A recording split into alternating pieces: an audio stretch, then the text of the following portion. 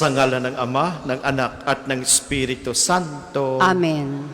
Ang pagpapala ng ating Panginoong Hesukristo, ang pag-ibig ng Diyos Ama, at ang pakikipagkaisa ng Espiritu Santo, naway sumainyong lahat. At sumainyo rin. Mga kapatid, aminin natin ang ating mga kasalanan upang tayo maging marapat gumanap sa banal na pagdiriwang.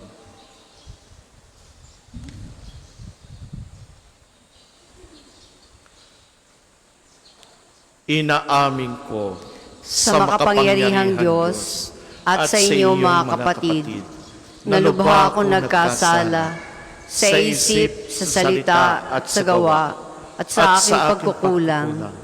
Kaya sinasamo ko sa mahal na Birheng Maria, sa lahat ng mga anghel at mga banal, at sa inyo mga kapatid, na ako'y panalangin sa Panginoong ating Diyos. Kaawaan tayo ng makapangyarihan Diyos, patawarin tayo sa ating mga kasalanan, at patnubayan tayo sa buhay na walang hanggan. Amen.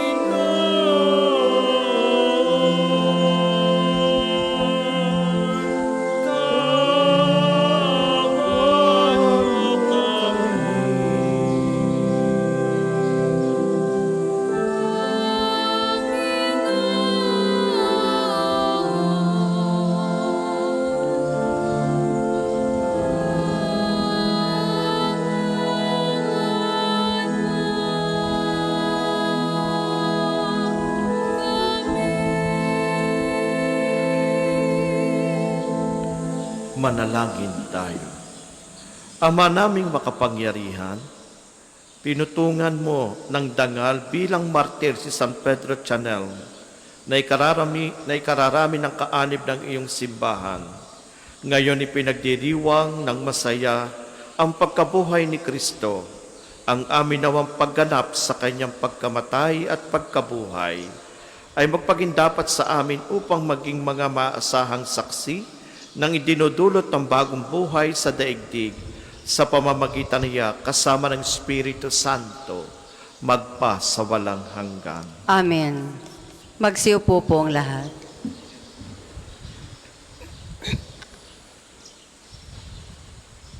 Pagbasa mula sa mga gawa ng mga apostol.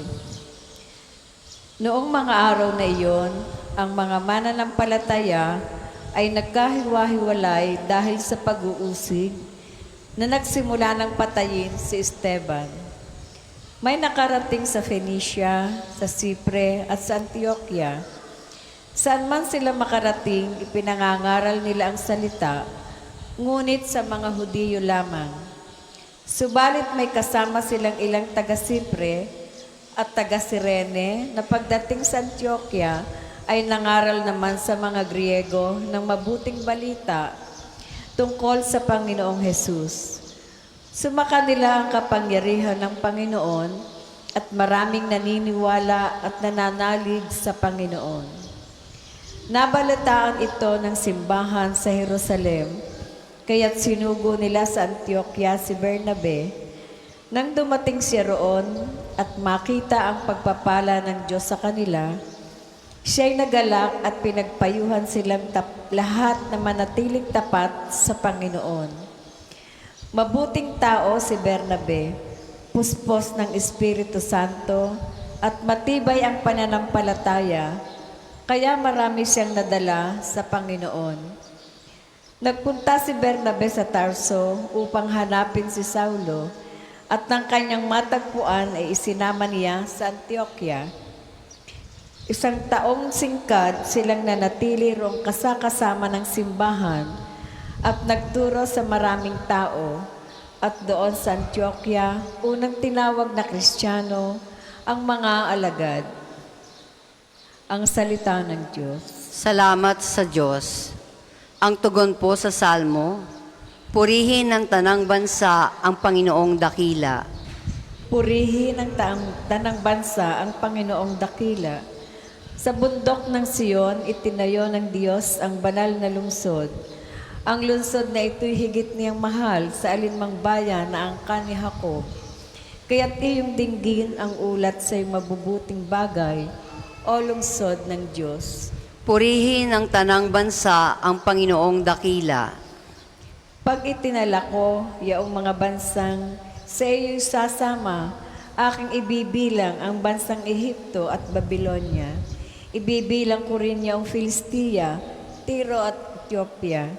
At tungkol sa Siyon, yaong sasabihi, ang lahat ng bansa ay masasakupan.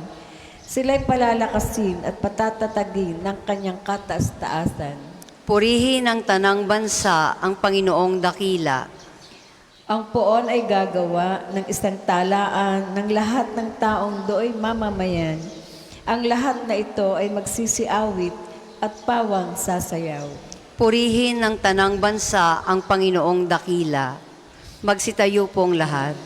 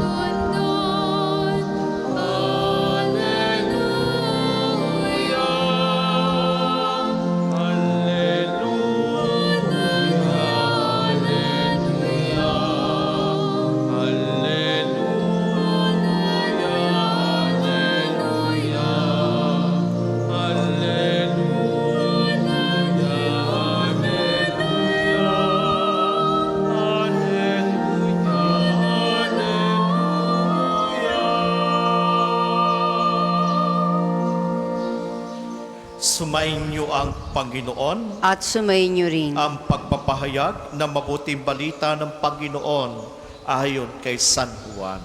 Papuri sa iyo, Panginoon. Taglamig na noon, kasalukuyang ipinagdiriwang sa Jerusalem ang pista ng pagtatalaga ng templo. Naglalakad si Jesus sa templo sa portiko ni Solomon. Pinaligiran siya ng mga Hudyo at sinabi sa kanya, "Hanggang kailan mo kami pag-aalinlanganin? Kung ikaw ang Kristo, sabihin mo ng tiyakan." Sumagot si Jesus, "Sinabi ko na sa inyo, ngunit ayaw ninyong maniwala. Ang mga ginagawa ko sa ngalan ng aking Ama ay nagpatotoo tungkol sa akin. Ngunit ayaw ninyong maniwala sapagkat hindi kayo kabilang sa aking mga tupa. Nakikinig sa akin ang aking mga tupa. Nakikilala ko sila at sumusunod sa akin. Binibigyan ko sila ng buhay na walang hanggan at kailanman di sila mapapahamak. Hindi sila maaagaw sa akin ni numan. Ang aking Ama na nagbigay sa kanila sa akin ay lalong dakila sa lahat. At hindi sila maaagaw ni numan sa aking Ama. Ako at ang Ama ay iisa. Mga kapatid, ang mabuting balita ng Panginoon. Pinupuri ka namin, Panginoong Hesukristo. Tayo po ay magsiupo. Magandang umaga po sa inyong lahat. Magandang umaga po, Father. Sa mga pilgrims and the different dioceses, parishes and provinces, maligayang pagdating po sa pambansang dambana ng Santo Padre Pio. Welcome po sa inyong lahat. Ang isa sa napakahalagang dapat isipin ng isang Katoliko o ang naglalakbay ay huwag kalimutan ang mga taong tumulong sa atin. Huwag kalimutan ang naging parte ng ating buhay. Sapagkat ang mabuting balita ay hindi po limitado sa salita lamang. Sapagkat ang mabuting balita, angkop o sakop lahat nito ang anumang kabutihan na ginawa ng tao. Kaya bilang isang Katoliko sumusunod sa ating Panginoon, pahalagahan ang bawat isa sa atin. Katulad ng pagpapahalaga ng ating Panginoon sa isa't isa sa atin. Alam po natin na walang nanonood sa ating buhay. Mas magandang manood kung nasa sinihan ka, nakikita mo kung anong pinanunood mo. Maaaring umpisa pa lang ng movie, alam mo na ang ending. Minsan naman ay hindi. Minsan nakaka-relate tayo sa ating pinanunood. At pag pinanunood ka, pinapalakpakan ka, lalo na't kung halimbawang ikaw ang bida. Yun ang buhay. Sabi nga po natin, pang-relax po ng ating isip at puso. Kaya nga every time tayo manunood ng mga pelikula, minsan ayaw natin, minsan gusto natin ang pinanonood po natin. Yun ang realidad. Para lang ang ating kalooban ay mayroong masundan. Pero ang tanong, sa palagay mo, sa buhay mo, sino ang nanonood sa iyo? Sa palagay mo, sino ang pumapalakpak sa iyong buhay? Wala. Ang nakakakita lang ng ginagawa mo ay ang Diyos. Ang nakakakita ng ginagawa mo sa araw-araw ay ang ating Panginoong Hesukristo. So, ibig sabihin, wala man nanonood sa atin, pero may pangako ang Diyos. At na yung pangako ng Diyos, kailanman ay iingatan tayo ng anak ng tao. At ito ang mabuting balita na gustong ipahiwatig sa atin ng ating Panginoon. Narinig po natin sa unang pagbasa na kung saan at ganoon din po sa araw pong ito ang kapiyastahan ni San Pedro Hanel o Chanel na kung saan nag-alay ng buhay ng paglilingkod sa ating Panginoon. Ang isang misyonaryo, marami po mga pagsubok, madalas nasa ligid po sila ng kamatayan, life and death. At ano ang kanilang ipinaglalaban? Ang pananampalataya, ang pag-ibig ng Diyos para ipahayag ang kaligtasan ng sangkatauhan. At mapalad tayo kasi kasama tayo ng mga misyonaryo na ipahayag ang kagandahang loob ng ating Panginoon. Kaya nga po sa unang pagbasa, nagkawatak-watak ang kanilang pananampalataya. Nagkahiwa-hiwalay sila dahil sa kamatayan ni Esteban. Kaya nga po yung kanilang pangangalaga o sinapagpapahayag ng mabuting balita ay para sa mga Hudyo. Pero sinasabi ng ating Panginoon, ang tupa ay hindi lamang nadoon sa loob ng pastulan, ang tupa rin ay nasa labas. At sinong tupang nasa labas ng pastulan, ito pong tayong mga Kristiyano o Katoliko. Kaya sa buhay po natin, kung pagninilayan po natin ang unang pagbasa, nandun ang pagbibigay ng panahon. Nandun ang misyonaryo ng buhay ni Bernabe at Saulo, na kung saan kung tawagin si Saulo ay si Pablo. Ito po yung mga taong nag-alay ng buhay para may palaganap ang mabuting balita ng kaligtasan sa bawat isa po sa atin. Bilang nakikinig, paano naman natin ito gagawin? Paano naman natin isa sa buhay? Sa loob ng 2,000 years ago, more than 2,000 years ago, yun pa rin at iyon ang mabuting balita ng ating Panginoon. Kaya ang mabuting balita ay masasabi po natin lahat na nakasulat sa Biblia, hindi lang sa Biblia, kahit sa oral tradisyon, kahit sa turo ng ating simbahan, ito'y bunga ng pananampalataya ng paghahangad ng ating Panginoon na tayo mailigtas sa ating mga kasalanan. Katulad nga ng mga sinasabi natin pinili ng ating Panginoon, mga apostol at mga disibulo, yan po ay may daladala sa buhay. At pag may daladala sila sa buhay, merong maiiwan sa pupuntahan po nila. Ganon din naman po tayo bilang isang tao, habang tayo naglalakbay, meron tayong dala. Maaring dala po natin ay kwento ng ating kapigatian. Maaring ang dala natin ay kwento ng ating tagumpay. Maaring ang dala natin ay kwento ng ating mga kabiguan sa buhay. Kaya kung titingnan po natin, bawat misyonaryo, bawat Katoliko ay meron dala sa buhay. That is why kung may dala tayo sa buhay, tayo mag-iingat nito at tayo magpapahalaga nito. Sapagkat tayo mismo ang kwento ng ating buhay, tayo po ang nangunguna din po dito. Ang ating Panginoon, susundan po ang bawat panalangin o bawat na meron po sa ating buhay. Kaya sa mga pagkakataon pong ito, ang pag-aalay ng buhay para sa pananampalataya ay kabanalan. Paano natin maiintindihan ito bilang isang ordinaryong tao, bilang isang Katoliko, bilang isang binyagang sumusunod sa kalooban ng ating Panginoon? Tulad po na sinabi ko po kanina, ang mabuting balita ay ang pagpapahalaga sa bawat isa po sa atin. Yung pagtulong, yung kahit yung extraordinary po, yung ordinary po nating pamumuhay na kung saan wala sa iba. Kaya magpasalamat tayo dahil maraming taong nag-alay ng buhay para sa bawat isa po sa atin, para ipahayag ang totoong kadakila at katotohanan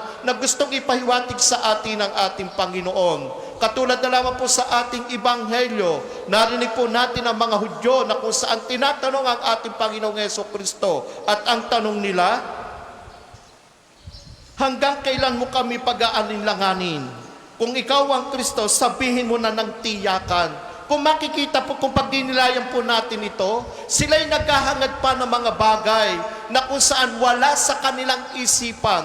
Kasi ang kanilang isipan ay para protektahan ang kanilang autoridad, para sa pagpapahayag ng batas ni Moises. At ito yung batas ni Moises, ang ating Panginoong Jesucristo. Kaya nga sinabi ng ating Panginoon, lahat ginawa ko, hindi pa rin kayo naniwala. Nagimala ko everything, pero hindi kayo naniwala at hindi sumunod sa akin. At ano sabi ng ating Panginoon? Hindi kasi kayo ang aking tupa. Kung kayo ang aking tupa, makikinig kayo. So, ibig sabihin, nasa ating disposition sa buhay. At ang dapat maging disposition natin sa buhay ay kung sino ang nagbigay at nagpahalaga ng ating pagkatao. Kung sino ang nag-alay ng buhay para sa bawat isa po sa atin. Kaya nga po ang isang tupa, kahit malayo ang sinasabi ng ating mahal sa buhay, kahit pagtawag man lang yan, maririnig po natin na ang boses ay pamilyar sa atin. Kaya kung ang boses ay pamilyar sa atin, kahit hindi natin nakikita physically, pero dahil sa boses, dahil sa tinig ng kanyang boses, nare-recognize po natin. Ganon ang ating Panginoong Hesus Kristo. Ganon ang ating Panginoon Diyos Ama. Ipinapaalaala niya na bawat araw na ating ginagawa na andoon ang tinig ng ating Panginoong Diyos. At ang tinig ng Panginoong Diyos sa bawat isa sa atin. Pag-ingatan natin ang ating sarili. Pag-ingatan natin ang ating pananampalataya. Pag-ingatan natin ang katotohanan. Lalong-lalo na po sa panahon ngayon. Left and right, punong-puno ng mga fake news. Left and right, punong-puno na ng mga kasalanan. Left and right, ang mga nasa gobyerno ay nag-aaway-away. Kaya tayo bilang isang ordinaryong Katoliko, ipadama po natin na hindi mangingibabaw ang kasamaan. Ipadama po natin na hindi mangingibabaw ang mga kasinungalingan. Sabi nga ng ating Panginoon, ang hindi nakikinig sa akin, gumagawa ng kapalaluan, gumagawa ng kasinungalingan, gumagawa ng kriminalidad.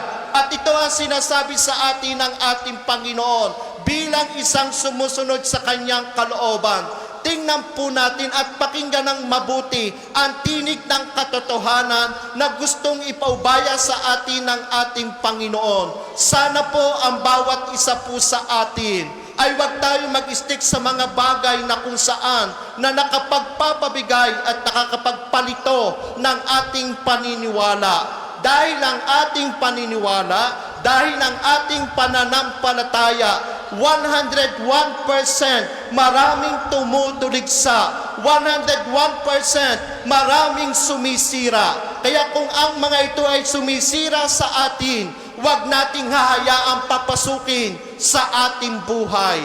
Ang papapasukin natin sa ating buhay ay kung ano yung totoo sa realidad ng ating pamumuhay bilang isang sumusunod sa kalooban ng ating Panginoon. Ang isang Katoliko ay matatag. Ang isang Katoliko ay matibay. Ang isang Katoliko namumuhay na ayon sa sinasabi ng ating Panginoon na maging bulisak ang ating puso, na maging wagas ang ating kalooban. Dahil kung meron ganito tayong katangian sa ating buhay, ito ang ating magiging protector sa anumang uri na meron tayo sa ating paligid. Kaya sa mga pagkakataon pong ito, tayo po'y muling hinahamon ng ating Panginoon. Kaya kung ang Panginoon sinasabing ang bawat isa po sa atin ay tupa sa kanyang pastulan, bigyan natin ito ng katuparan. Bigyan natin ito ng buhay.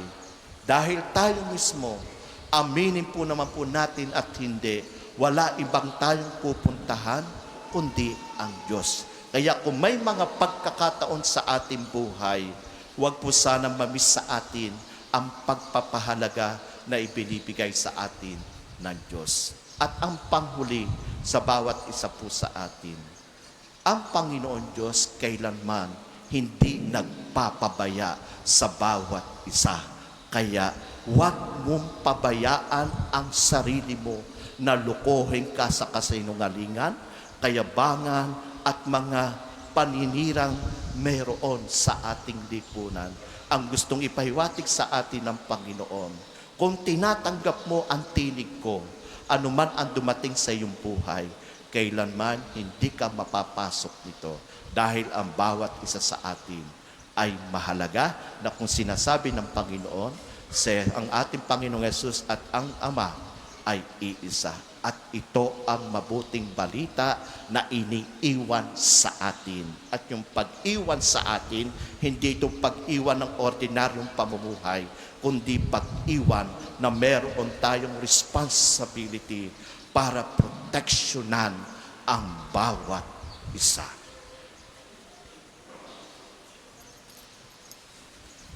Para po sa mga maghahandog ng sobre, pakihulog na lamang po sa buslo.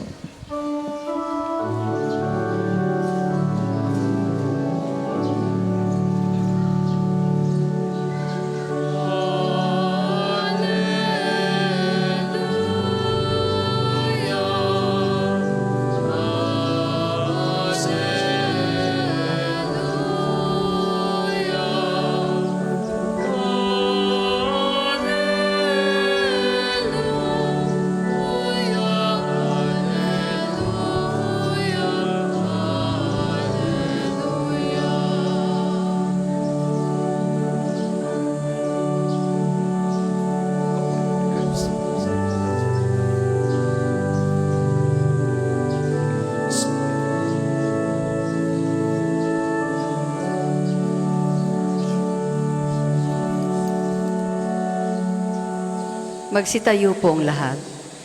Manalangin kayo mga kapatid upang paghahain natin kalugdan ng Diyos, Amang makapangyarihan. Tanggapin nawa ng Panginoon itong paghahain sa iyong mga kamay, sa kapurihan niya at karangalan, sa ating kapakinabangan at sa buong sambayanan niyang banal. Manalangin tayo.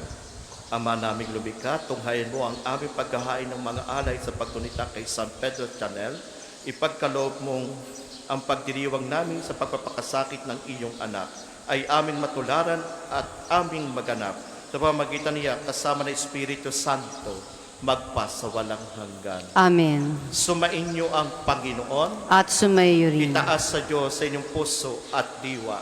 Itinaas na namin sa Panginoon. Pasalamatan natin ang Panginoong ating Diyos. Marapat na siya ay pasalamatan. Ama naming makapangyarihan, tunay ngang marapat na ikaw ay aming pasalamatan. Ngayon aming kagalakan si San Pedro ay parangalan. Siya'y kapanalig namin na may paninindigan, na ikaw ay pahayag kahit siya'y mamatay. Sapagkat minarapat mo kanyang matularan ang iyong anak na naghahay na sariling buhay. Tulad na naganap ng iyong anak, ang dugo ng mga martir ay dumanap. Hindi dahil sa katatagan likas, kundi dahil sa iyong bigay na lakas. Kaya kaisa ng mga anghel na nagsisiawit ng papuri sa iyo na walang humpay sa kalangitan, kami nagbubunyi sa iyong kadakilaan.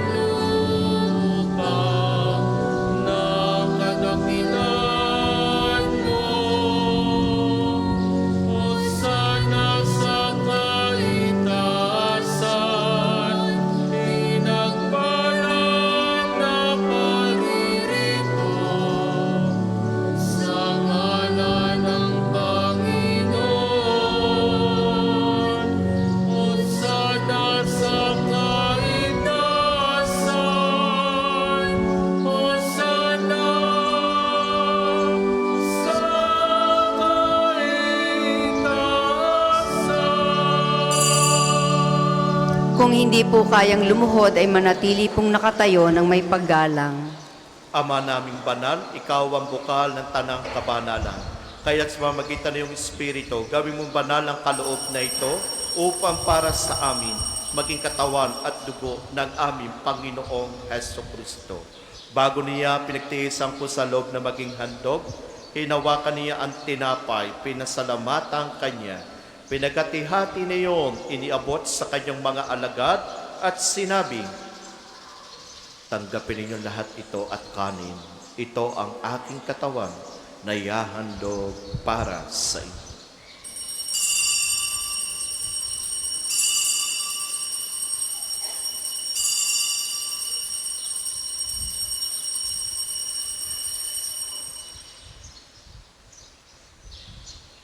Gayon din naman, noong matapos ang hapunan, hinawakan niya ang kalis, muli kanyang pinasalamatan. Iniabot niya ang kalis sa kanyang mga alagad at sinabi, tanggapin ninyo lahat ito at inumin. Ito ang kalis ng aking dugo, ng bago at walang hanggang tipan. Ang aking dugo na ibubuhos para sa inyo at para sa lahat sa ikapagpapatawad ng mga kasalanan. Gawin ninyo ito sa pag-alaala sa akin.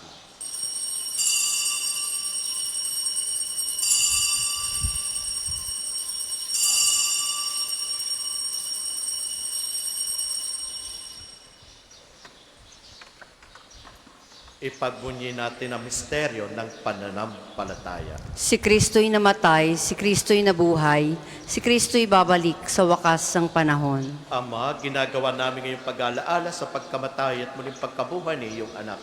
Kaya't inaalay namin sa iyo ang tinapay na nagbibigay buhay at ang kalis na nagkakaloob ng kaligtasan. Kami nagpapasalamat dahil kami yung minarapat na tumayo sa harap mo para maglingkod sa iyo. Isinasamo namin kami magsalo-salo sa katawan at dugo ni Kristo ay mabuklod sa pagkakaisa sa pamamagitan ng Espiritu Santo.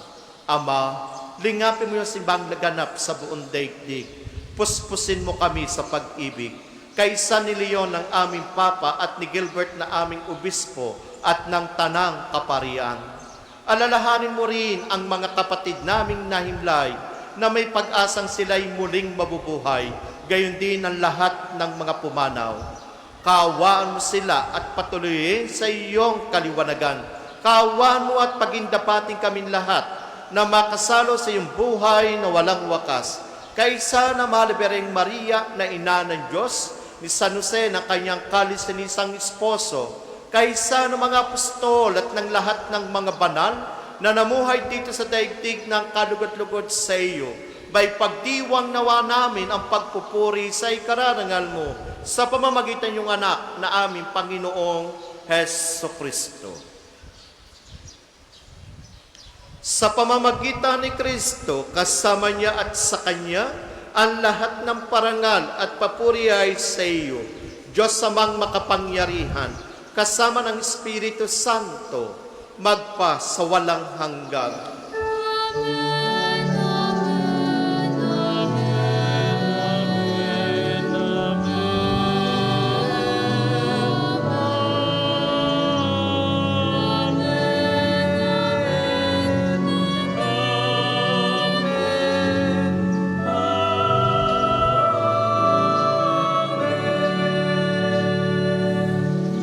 Bilang bayang pinagbuklod ng ating Panginoon sa kanyang ngalan, awitin natin na lakas loob ang panalangin itinuro sa atin.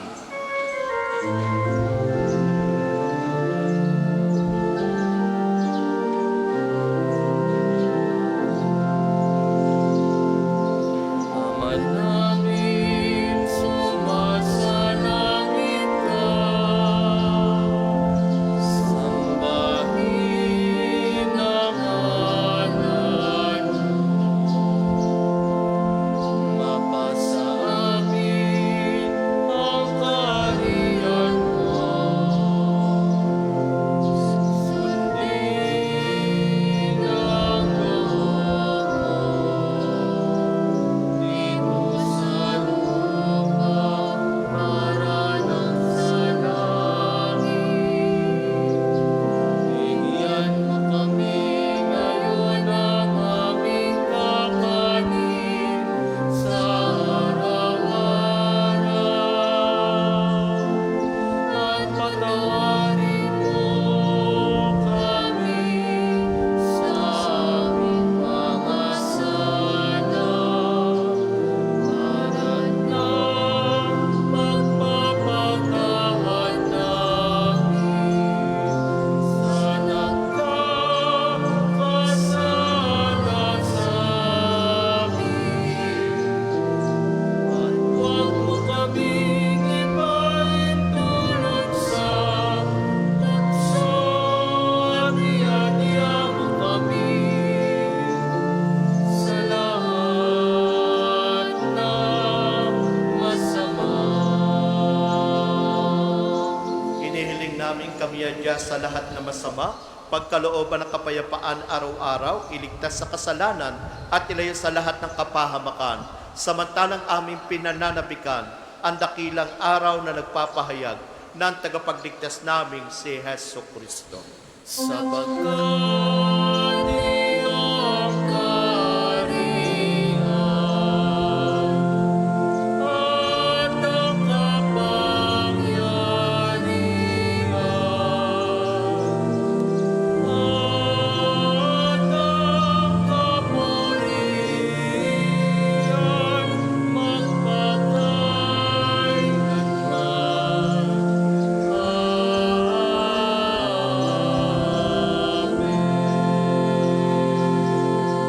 Panginoong Heso Kristo, sinabi mo sa iyong mga apostol, kapayapaan ang iniiwan ko sa inyo, ang aking kapayapaan ang ibinibigay ko sa inyo.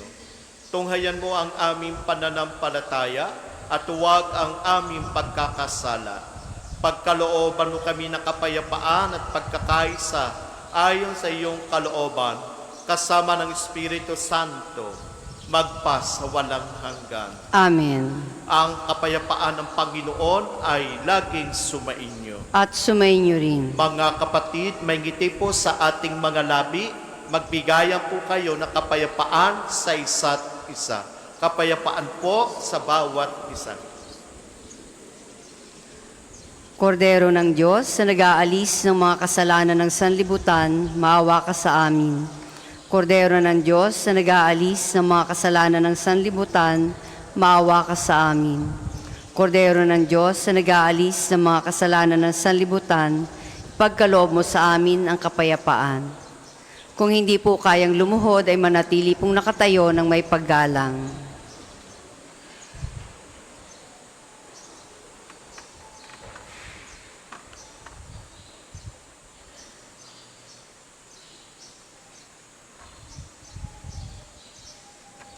Mga kapatid, ito ang ating Panginoong Hesukristo, ang katawan at dugo. Ito ang kordero ng Diyos. Ito ang nag-aalis ng mga kasalanan sa liputan. Mapalad ang inaanyayahan sa kanyang piging. Panginoon, hindi ako karapat-dapat na magpatuloy sa iyo. Ngunit sa isang salita mo lamang ay gagaling na ako.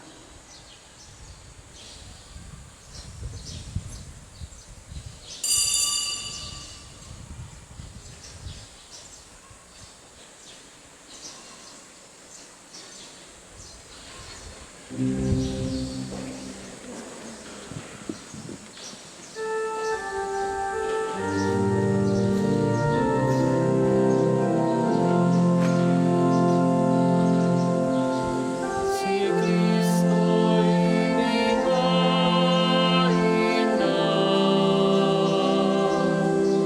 pamaskong mahal mong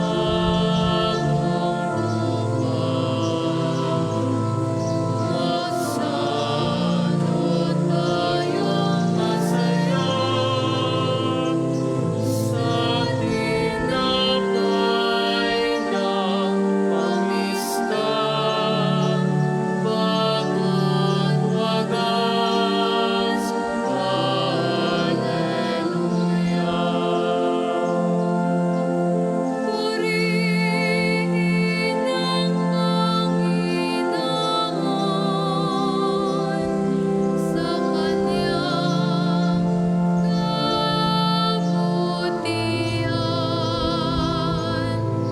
Pag-ibig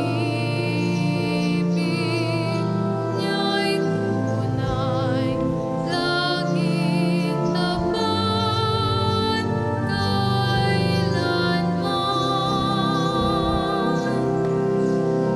Si Kristo'y hinahin na,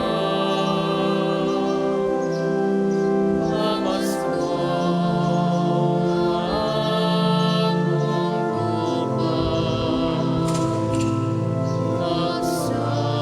magsalot tayong masaya sa tinapay ng pamista, bagong wagas. Alleluia.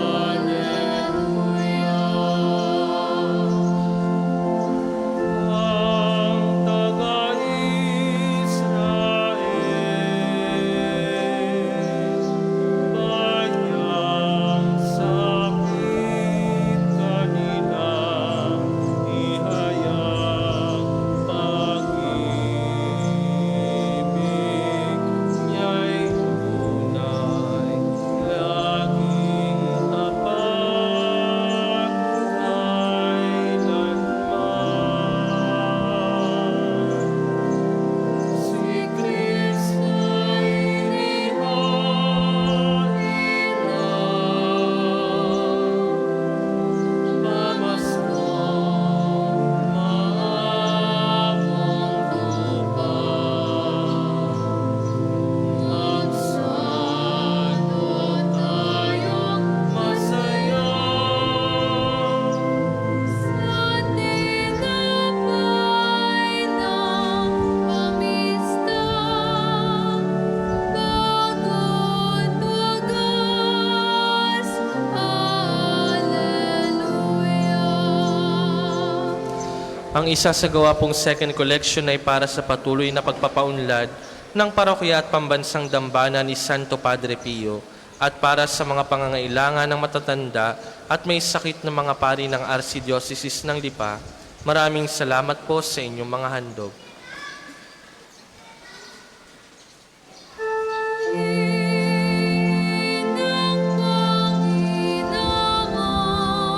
Panginoon sa kanyang kabutihan, pag-ibig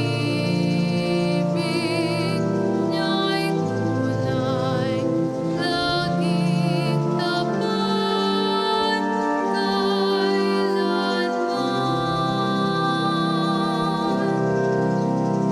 Si Kristo'y inihangin na, pamaskong mahabang tupang. Magsalo tayong masaya sa tinapay na pamista, pagod wagas. Hallelujah.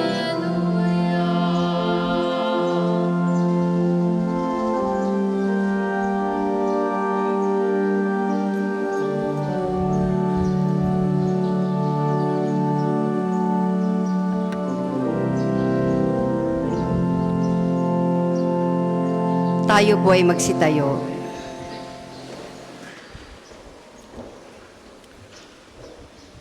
Manalangin tayo.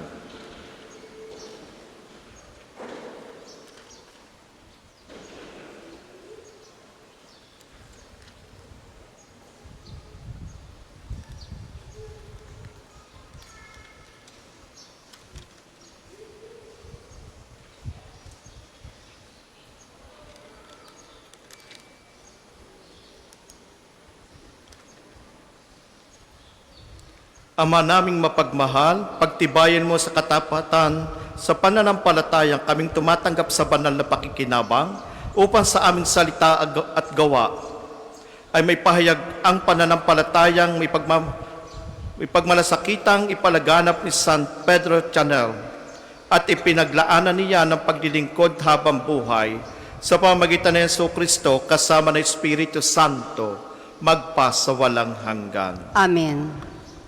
Panalangin ng pagtitiwala kay Santo Padre Pio. Padre Pio, taga Petrelcina, mongheng banal, pintakasing santo ng milenyong kasalukuyan, gabay namin sa pagtahak sa landasing makalangit, takbuhan sa pangangailangan, huwaran ng pagtitiis. Sa iyo namin inilalapit aming mga kagipitan, sa iyo po binibilin kalusugan at kabuhayan. Banggitin natin ng tahimik ang mga personal na kahilingan.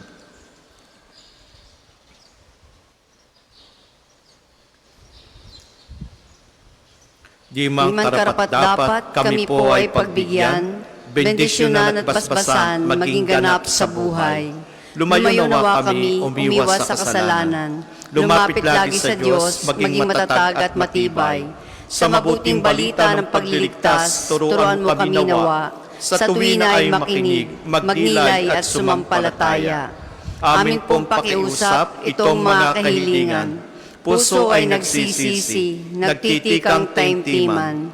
Di na muling magkasala, sunod lagi sa Diyos Ama, kaysa ng Espiritu at ni Jesus na tagapamagitan. Amen. Magsiupo po ang lahat. Mga patalastas, una, sa inyong pagdalaw sa pambansang dambana, mangyaring pakaingatan ang inyong mga personal na gamit. Hangad namin ang isang matiwasay at maayos sa pagbisita sa National Shrine. Ikalawa, nais po namin ipagbigay alam sa inyo na ang Padre Pio Healing Bundle ay available sa ating mga tindahan. Ang langis na kasama nito ay may halo ng langis na mula sa puno ng olibo na binasbasa ni Padre Pio noong siya'y nabubuhay pa. Naway maging daan ang ating healing bundle sa pagkakamit ng kagalingang mula sa Diyos. Ikatlo, Inaanyayahan ang lahat ng nagnanais maging kasapi ng Kofradiya ni Santo Padre Pio, isang samahan na nangunguna sa pagdarasal at debosyon sa Kanya. Kayo po ay makipag-ugnayan lamang sa ating opisina para sa pagpapalista at mga detalye.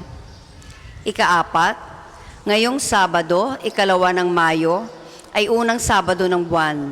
Mayroon po tayong prosesyon sa karangalan ng Mahal na Birhen ng mga Biyaya sa ganap na 5 ng umaga na sisimulan natin sa may harap ng Fountain of Hope. Ang mga sasama ay inaanyayahang magdala ng kandilang may pansalo. Ang susunod pong misa ay sa ganap na 12 ng tanghali. Maraming salamat po at mangyaring panatilihin natin ang kalinisan, katahimikan at diwa ng pananalangin sa loob at labas ng ating mga simbahan. Magsitayo na po ang lahat para sa pagbabasbas ng religious articles.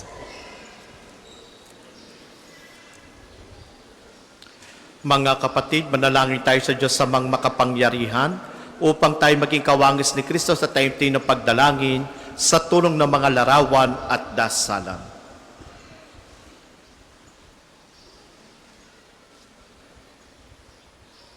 Manalangin tayo. O Diyos, Ikaw ang bukal na lahat ng pagpapala at biyaya. Ibuhos mo bendisyon sa mga gamit na ito sa pananalangin, mga rosaryo, imahin at dasalan na nagpapaalala ng iyong kabutihan, kabanal at pagmamahal sa amin, upang lahat na dumulog at magdasal gamit ang mga ito ay magtamo na iyong awa at biyaya. Loobin mong tularan namin ang kabanal at aral ni Kristo at ng mga santo, magpa sa walang hanggan. Amen. Ama namin, sumasalangit ka, sambahin ang ngalan mo. Mapasa amin ang kaharian mo, sundin ang loob mo dito sa lupa para nang sa langit. Bigyan mo kami ngayon ng aming kakanin sa araw-araw at patawarin mo kami sa aming mga sala para ng pagpapatawad namin sa nagkakasala sa amin at huwag mo kaming ipahintulot sa tukso at iadya mo kami sa lahat ng masama. Amen. Aba, Ginoong Maria, napupuno ka ng grasya, ang Panginoong Diyos ay sumasa iyo. Bukod kang pinagpala sa babaeng lahat at pinagpala naman ang iyong anak na si Jesus. Santa Maria, Ina ng Diyos, ipanalangin mo kaming makasalanan, ngayon at kung kami mamamatay. Amen. Luwalhati sa Ama at sa Anak at sa Espiritu Santo, kapara nung unang-una, ngayon at magpasawalang hanggan. Amen. Ama namin, sumasalangit ka, sambahin ang ngalan mo, mapasa amin ang kaharian mo, sundin ang loob mo dito sa lupa para nang sa langit. Bigyan mo kami ngayon ng aming kakanin sa araw-araw at patawarin mo kami sa aming mga sala para nang pagpapatawad namin sa mga nagkakasala sa amin at huwag mo kaming ipahintulot sa tukso at iadya mo kami sa lahat ng masama. Amen. Luwalhati sa Ama at sa Anak at sa Espiritu Santo, kapara nung unang-una, ngayon at magpasawalang hanggan. Amen. Sumainyo ang Panginoon At sumainyo rin. at pagpalain kayong lahat na makapangyarihan Diyos kasama ng iyong pamilya, ang Ama at ang Anak at Espiritu Santo. Amen. Tagayin sa inyong pag-alis ang kapayapaan ni Kristo. Salamat sa Diyos.